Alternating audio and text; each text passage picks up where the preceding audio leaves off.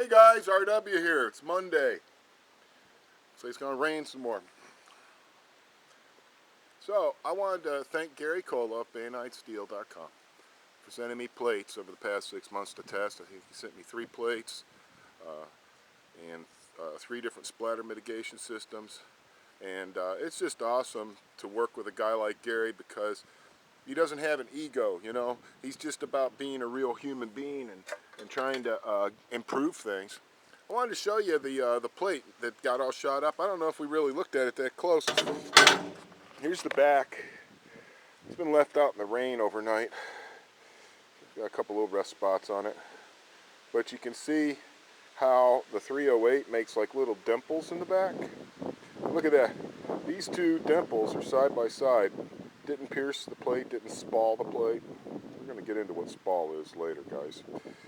And just dimpled it. No cracking, no fracturing, nothing. I really think that I could hammer this thing repeatedly in this area just until it failed. I mean, I don't know how many shots it would take. I think it would take a lot, judging by the wonderful quality of the steel. It's got a ductility to it. I have AR 500. I have Burnell 500 half-inch steel rounds for targets, and I'll tell you, man, they're all cratered up from me shooting at them with my AR. And this stuff doesn't crater; it dimples. Okay? If I'd hit mild steel with this 308, it'd gone right through it. And I think if I'd hit, I'll have to shoot one and see. But I think if I shoot my half-inch steels, I should probably do that just to see.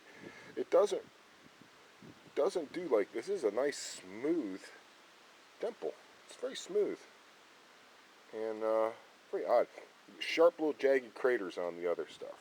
So it's just a different kind of steel. It has a different effect. It gets affected by impact differently.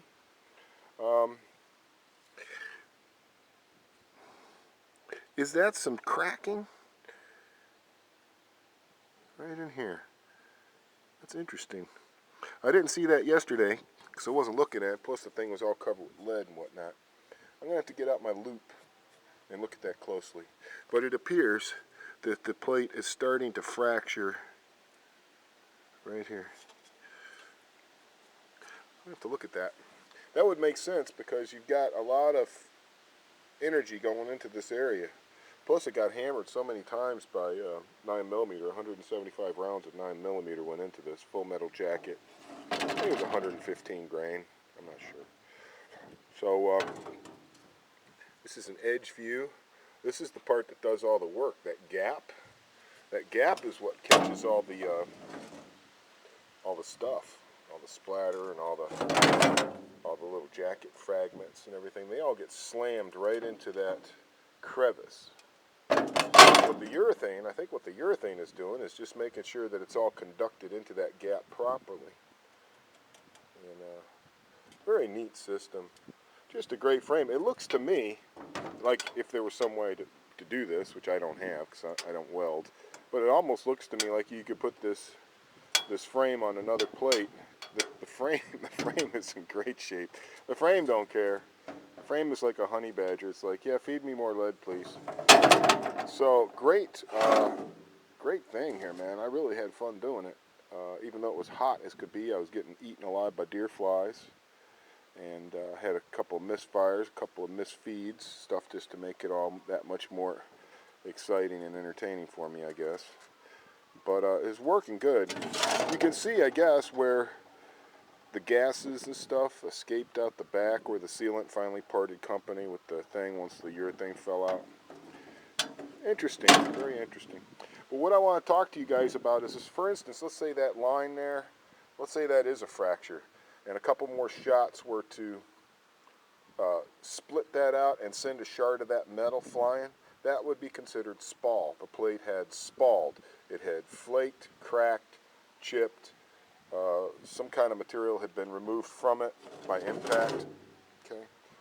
When a bullet strikes something, it doesn't spall, it splatters. Okay, that's just a fact. And you can either live with that or you can be a dumbass. Your choice. That's taxonomy, my friends. That's using words in a technical way so that you can discuss things with other people in an intelligent manner so everybody knows what we're talking about. So if I call Spall Splatter and Splatter Spall, all I'm doing is muddying the waters, confusing the issue, making it difficult for people to understand what I'm talking about. This plate did not spall, the bullets did splatter. And that's about all there is to it. You can look it up on Wikipedia or an encyclopedia or a dictionary, or you could ask your older brother. He'll tell you. You can ask Gray. What is it, Gray? You tired of all this rain? I'm tired of it too. Me too, buddy. It's a pain in my butt.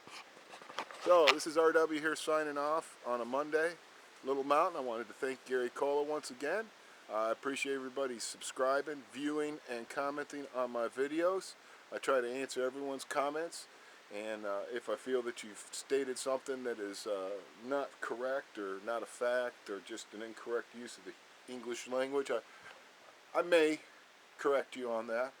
And then if you want to argue with me about it instead of educating yourself on it and stuff like that, then I'll just block you from my channel because I don't have time for that.